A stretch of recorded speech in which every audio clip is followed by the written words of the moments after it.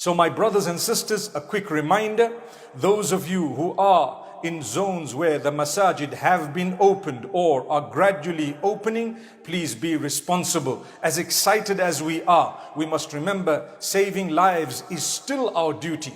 We must remember, as much as the lockdown or the restrictions may be disappearing, the virus has not disappeared. In some of our countries, it is actually increasing. May Allah subhanahu wa ta'ala protect us. That having been said, in some quarters I heard people say, well, if you're meant to die, you're meant to die. While that statement has a little bit of truth in it, what is intended from it in that context is not something that a believer should be saying without confirming that first part of it. And that would be, once you've done whatever you could do, then if something were to happen and you had to die, you were meant to die. So the first part of that statement is very important. It's not that we become people who take things for granted, or that we don't want to take any more precautions, or that because we're believers we don't care. In fact, a believer is the one who is supposed to care even more.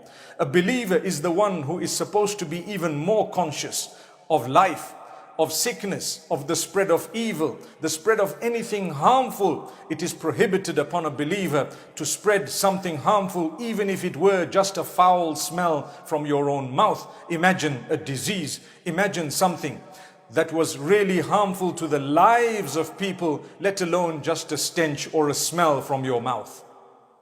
My brothers and sisters, if you're unwell, if you have a health condition, if you have underlying conditions, if you are from among those who are old and frail, remember, you don't have to go, and you should not be going into the public places, even if it be a place where people have gathered, such as a masjid, to pray. When you are sick and ill, don't go there.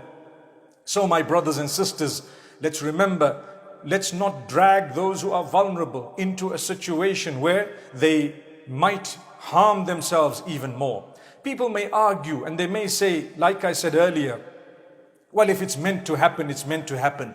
My brothers and sisters, those statements are dangerous. Let's use them responsibly.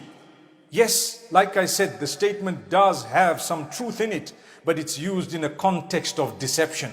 So my brothers and sisters, let's take the precautions. Learn to wash your hands. Learn not to touch your face or your mouth when you've touched other surfaces. Learn to keep your hands to yourselves for now. Learn, subhanallah, the precautions that are being taught. Learn to put on a mask wherever applicable.